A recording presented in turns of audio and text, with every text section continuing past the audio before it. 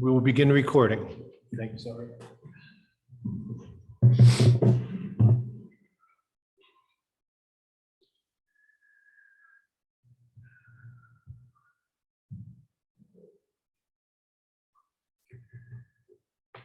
There is more love somewhere.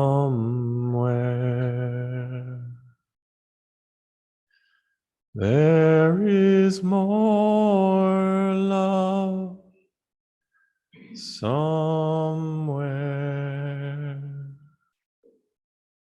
And I'm gonna keep on till I find it.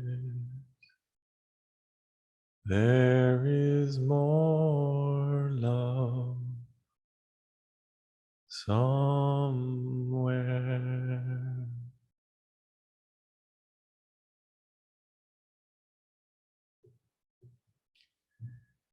I want to share the Denisha Lamaris Small Kindnesses poem again, because I think it's often good to hear a poem twice. Sometimes we hear it in a new way and catch things that we didn't catch the first time through. I've been thinking about the way when you walk down a crowded aisle, people pull on their legs to let you by. Or how strangers still say bless you when someone sneezes, a leftover from the bubonic plague. Don't die, we are saying. And sometimes when you spill lemons from your grocery bag, someone else will help you pick them up. Mostly, we don't want to harm each other. We want to be handed our cup of coffee hot and to say thank you to the person handing it. To smile at them and for them to smile back. For the waitress to call us honey when she sets down the bowl of clam chowder. And for the driver in the red pickup truck to let us pass. We have so little of each other now. So far from tribe and fire. Only these brief moments of exchange. What if they are the true dwelling of the holy? These fleeting temples we make together when we say, here, have my seat. Go ahead. You first. I like your hat.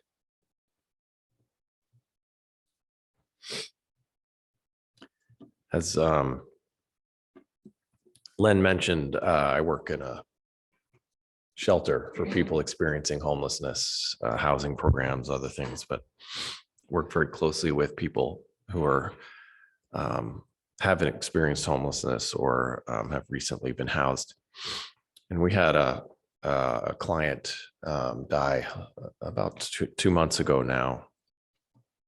He was shot. He was murdered, and we'd known him for a long time. First homeless and eventually housed. He was a young man, lost his housing, housed again. Really sweet kid, foster kid. We have this beautiful photo of him in a rich purple button-up shirt with this black bow tie perched at the top. It's adorable. Pretty severe intellectual disabilities. Again, I mentioned foster kid, and God knows what awfulness he survived before then. He, in the end, got connected with the wrong crowd. Meth, dead. His killer on the run. Eventually his killer was caught. Not that that consoles us in his loss. And I find it was such a waste of a precious life. You know, deaths like this hit other people experiencing homelessness pretty hard. There's a network of connections among them. Often they are each the only community they have to each other. So when someone in the network dies, even if they don't know them very well, they grieve. And I was walking out of our day center shortly after he passed, and long after we had closed for the day, and there was a young woman sitting at one of our tables, picnic tables there, and she looked a bit familiar to me, but I didn't really know her very well. But she did recognize me, and she called me by name, and she mentioned the deaths of this person, asking me if I knew him, and I confirmed that I did. And she said, you know, this place is what holds it all together. This is where we're safe.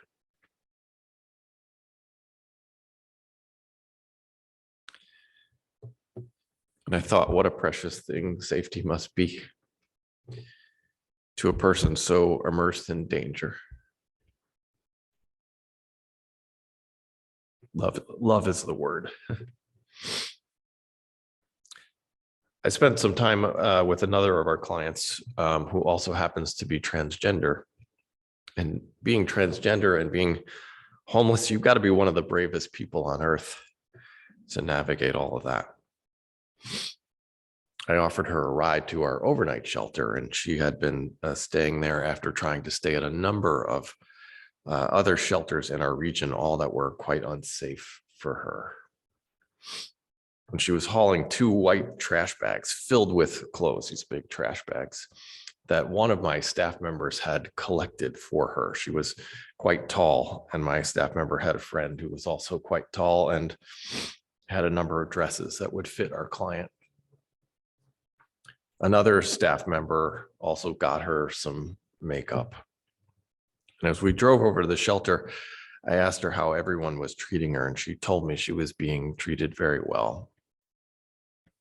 And I just felt this huge wave of gratitude, both to be in her presence, because this was an extraordinary human being,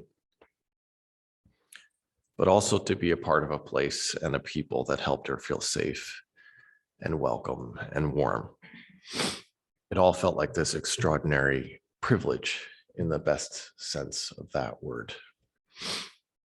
Love is the word. I was talking to another woman in our shelter. Oh gosh, this woman has so many struggles, pretty bedraggled, street homeless, severe addiction struggles, and God knows what else. She was telling me she was thinking about killing herself when she while she was sorting through some clothes. It's not an unusual conversation sometimes. And she'd mentioned how she'd been off drugs for a few days and how it was really hard. And after listening a bit, I said to her, I want you to know something. Your life matters to me. I need you to survive.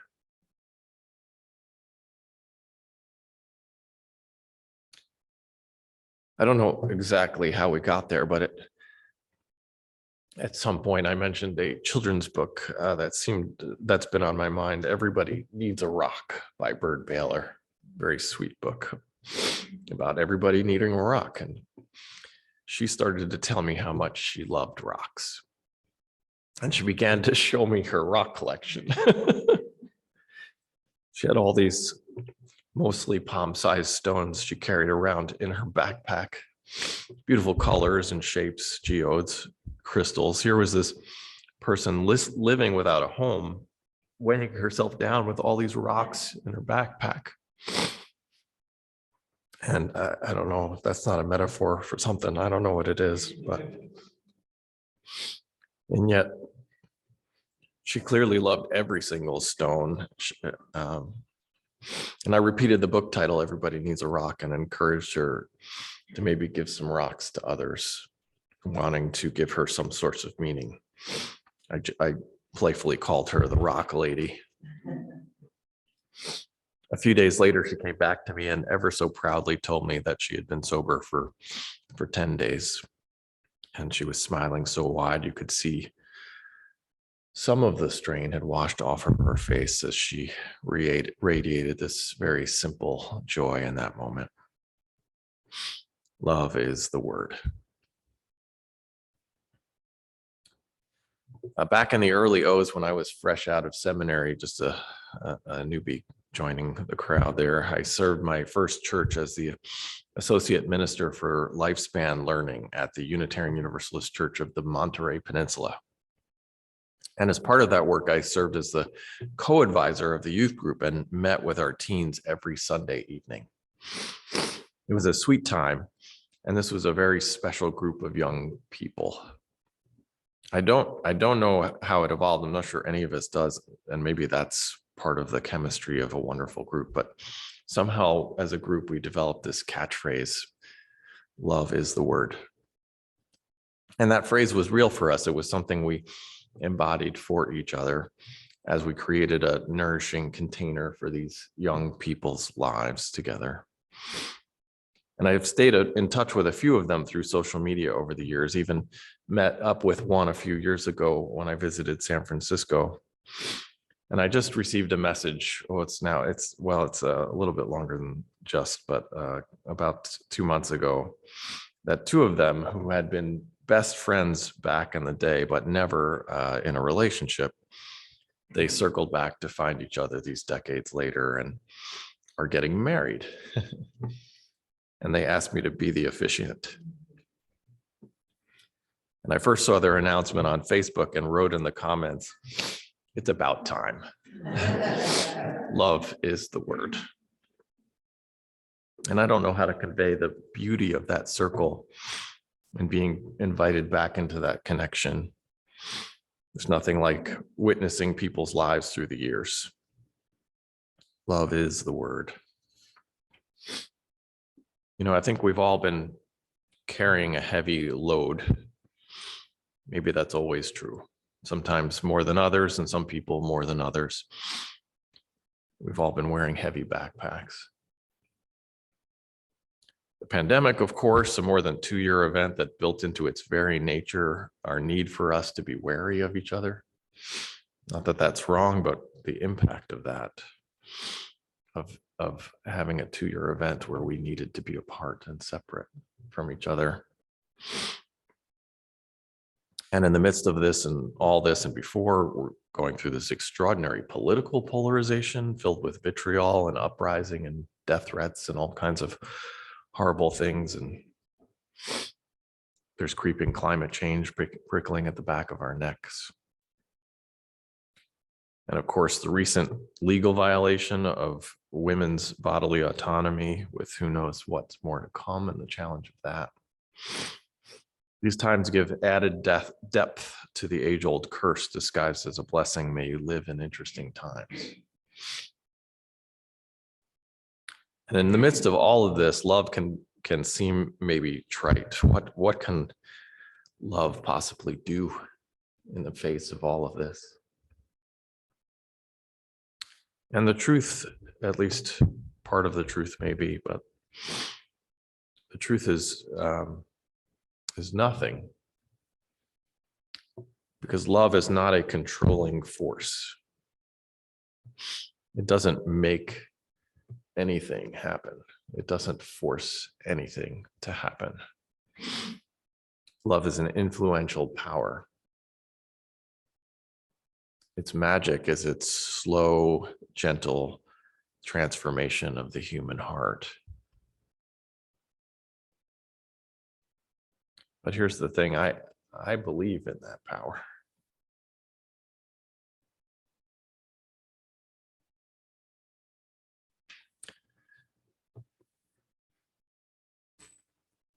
To come by, overwhelmed by shame or threat or despair or rage or pride. It's easy to set love aside, to not trust it, to not believe in it. And truthfully, to some degree, at least, that's what I did over these last several years. I let the rage and loss of the times overwhelm me. Rage at the state of our politics and loss from the weight of the pandemic. Overwhelmed by stress and fear, I forgot about the simple blessings. An extraordinary joy, extraordinary power of joy and kindness. Extraordinary power of joy and of kindness and gratitude and love. Excuse me. I've recently been seeing a trauma therapist. It's a good deal. If any of you haven't done that, I recommend it highly. And we did something called EMDR, which is this kind of, yeah, there we go. Got a testimonial. We did this thing called EMDR, which is this rapid eye movement technique. And it's a strange technique that that helps you process trauma more effectively than just talking. And as we worked through my struggles in what I was dealing with, I realized something in that process. I realized that I absolutely love the work that I do with people experiencing homelessness. I completely love it. I experience it as an extraordinary privilege to offer some semblance of hope and compassion to people who have been beaten up by the world. Such an honor to witness people's lives through the years, even unto death. And I also realized that the hardship of it all was getting the better of me. The pain and the loss and the death was overwhelming that gratitude. And I knew that to stay in the work, I had somehow had to hold both things, the love and the loss. For the love is what makes the loss bearable. And as trauma therapy is apt to do, I wept that entire weekend as years of grief came pouring out. But it wasn't just grief, it was also gratitude. It was joy. It was love. Love is the word. We talk a lot about self-care in our work and in our society and I think, but we often struggle to find ways to make that happen, to actually do the things we need to care for ourselves. And I've recently been reminded that love is the self-care that we need. And I find myself in a strange position of being in a professional environment. I mean, in my personal life and in a religious context, it's easier to talk about love, but in a professional environment, I find myself feeling this renewed commitment to regularly and routinely talk about love and to make love the center of everything we do, even in the context of work. Love is a word we so often shy away from. It's too personal. It's too cliche. It's too romanticized. It's too, whatever. Yet I am reminded that love is the word. Love is the word. Love is the word. I like your hat.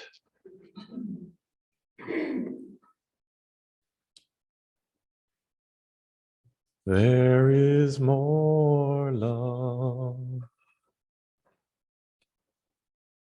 right here. There is more love right here. And I'm gonna keep on, 'cause I found it. There is more love right here. Why don't you join me in that? There is more love right here. There is more love I'm going to keep on. I'm going to keep on because I found it. Because I found it. There is more love right here. Shalom. Amen. And blessed be.